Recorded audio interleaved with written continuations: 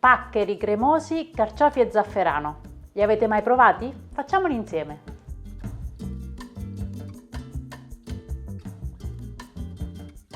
Iniziamo pulendo i carciofi, quindi tagliamo il gambo, eliminiamo tutte le foglie esterne più dure, tagliamo anche la punta con un taglio obliquo. In questo modo non eliminiamo il cuore che è la parte più tenera. Tagliamo i carciofi a metà e, nel caso ci fosse, eliminiamo la barbetta all'interno con la punta del coltello.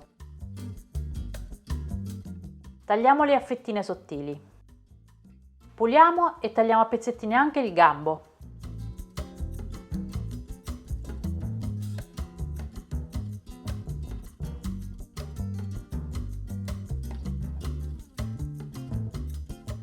In una padella facciamo soffriggere uno spicchio d'aglio tritato con un po' d'olio.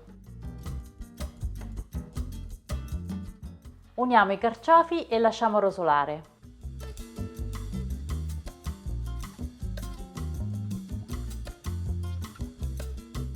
Sfumiamo con un po' di vino. Saliamo. Aggiungiamo un paio di mestoli d'acqua. Copriamo e facciamo cuocere per una quindicina di minuti, mescolando di tanto in tanto.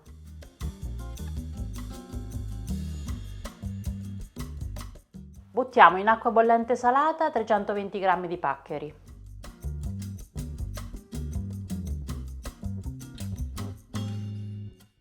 A questo punto facciamo sciogliere una bustina di zafferano in 200 ml di panna da cucina.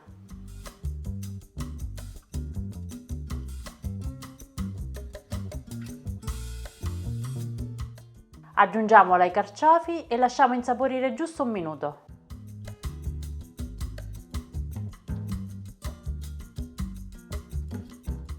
Scoliamo la pasta al dente e ripassiamola in padella, aggiungendo un paio di mestoli d'acqua di cottura.